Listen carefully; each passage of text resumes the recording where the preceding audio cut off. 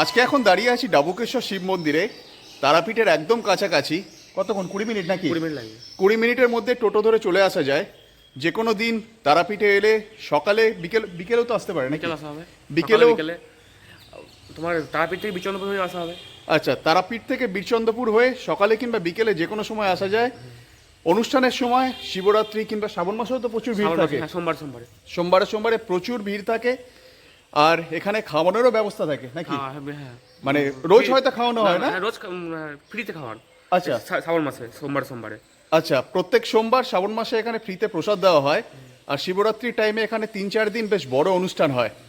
এখানে বামাখ্যাপা নাকি হেঁটে হেঁটে আসতেন। এখানে শোনা কথা এগুলো, আটলা থেকে হেঁটে হেঁটে আসতেন। আর পেছনের এই বেলগাছটায় কোনো কাটা নেই, এটা বামাখ্যাপা নাকি এটাকে প্রতিষ্ঠা করেন নাকি?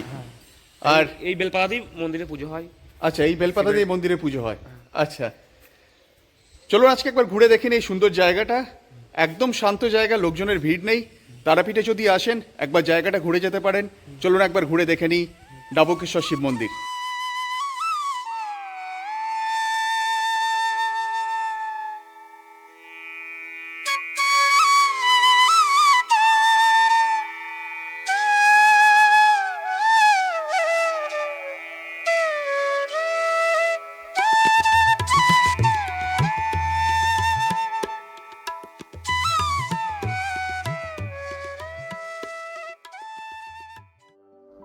এই মন্দিরটি তৈরি করেছিলেন কৈলাসপতি বাবা।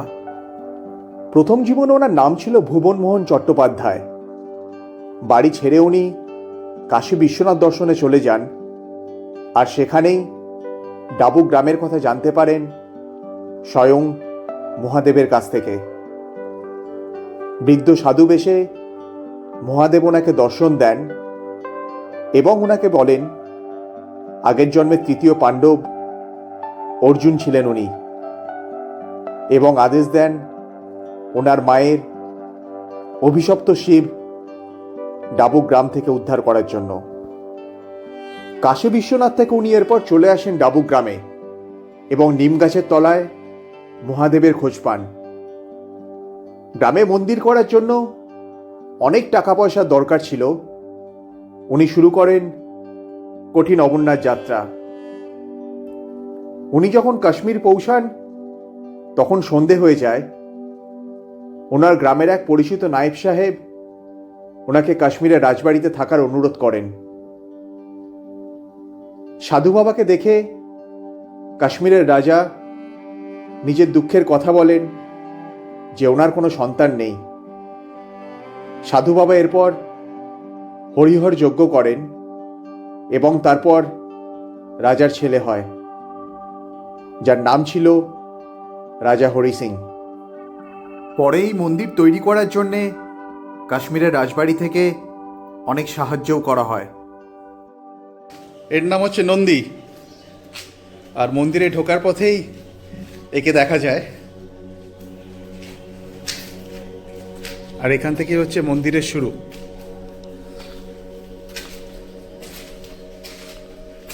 এগুলো দেখি এ হয় নাকি, ওই তোমার ভোগ রান্না হয়।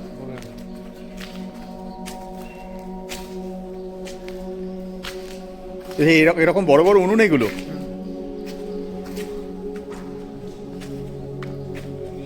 বাহ,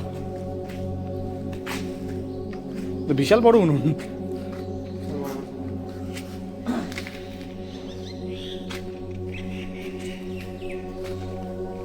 এখানেও একটা আছে। অনেক লোক খায় তো তাহলে, যখন মানে তোমাদের অনুষ্ঠান হয় ছাদে বসাতে হয়? আচ্ছা, ছাদে নিচে।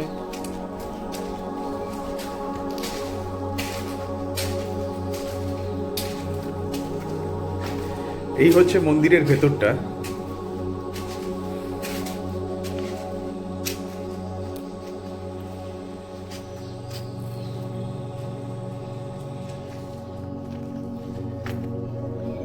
এখন একদম খালি। বড় কুয়োও আছে ভেতরে, বন্ধ করে রাখা আছে।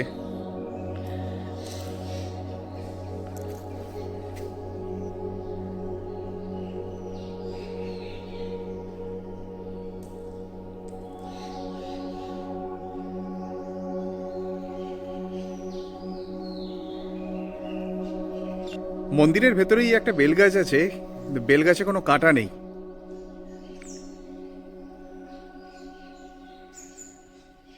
আমাদের সঙ্গে আছেন এখন আশিস কাকু, উনি আরামবাগ থেকে এসছেন এখানে।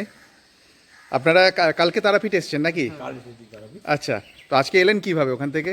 টোটোই করে এলাম। আচ্ছা, দাদা নিয়ে এসছেন। আচ্ছা, কতক্ষণ লাগলো তাও আসতে? মিনিট 20, হ্যাঁ 25 মিনিট। আচ্ছা, তো রাস্তা ভালো, মানে তারাপীঠ থেকে আসতে কোনো অসুবিধা নেই? না আচ্ছা, তো অসুবিধা নেই। দুজনে আস। সাইট সিন এটা তোমার আচ্ছা, সাইট সিং এর মধ্যে এটা হয়ে যাচ্ছে নাকি তারাপীঠে? চন্দ্রকোনা তারাপীঠ এই ডাবুক। আচ্ছা, তো কেমন লাগছে আপনাদের এখানে? বেল গাছটা দেখে আরো ভালো লাগছে, আচ্ছা, কাঁটা নেই, না এই বেলগাছে কোনো কাটা নেই। খুব ভালো লাগছে। আচ্ছা, শিবরাত্রির টাইমে প্রায় মানে 15 থেকে 20 হাজার লোক নাকি এখানে খায়, পুরো ছাদ পুরো ভর্তি হয়ে যায় নাকি? আরো বেশি খায়? আচ্ছা, বাহ। সব দিকে এর বিশেষত্ব হচ্ছে বাবার গম্ভীরে বাবার মূর্তি। হুম হুম। বাবার গম্ভীরেতে বাবার লিঙ্গ হ্যাঁ? একবারে পাতাল থেকে উঠেছে, নিচে থেকে। আমি সে কোথায়, জায়গায় পাতাল থেকে? কথা বলছি না, এই যে গম্ভীরের মধ্যে তারকেশ্বরের মতো জায়গায় যে গম্ভীরে বাবার মূর্তি, সেই মূর্তি কিন্তু এখানে দর্শন করলাম। আচ্ছা আচ্ছা, আর জায়গাটা বেশ শান্ত, মানে খুব ভিড় নেই, কিছু নেই, একদম ফাঁকা জায়গা। মন্দিরে ঢুকে ডান দিকে কৈলাসপতি বাবার পাশেই মা কালী এবং তারামারও একটা মূর্তি রয়েছে।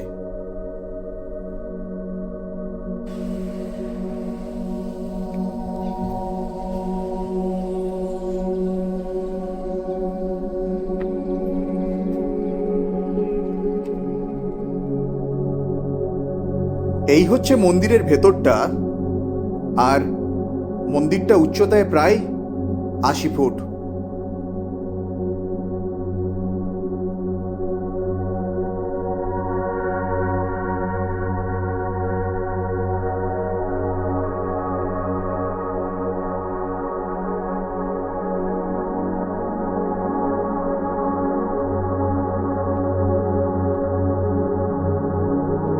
এই গ্রামেরই ছেলে অপূর্ব আমাকে পুরো মন্দিরটা ঘুরিয়ে দেখিয়েছে, আর গ্রামের কাকু শ্রী কার্তিকচন্দ্র মণ্ডল মন্দিরের অনেক অজানা ইতিহাস শুনিয়েছেন।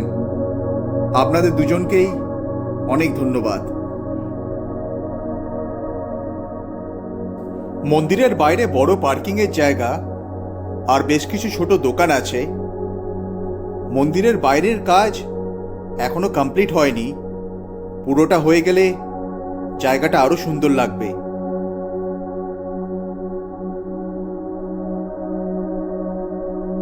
তারাপীঠ ঘুরতে এলে টুক করে একবার ঘুরে যেতে পারেন এই সুন্দর ডাবুক গ্রাম থেকে। গ্রামের এই পরিবেশ আর এখানকার লোকেদের আতিথেয়তা আপনাকে মুগ্ধ করতে বাধ্য।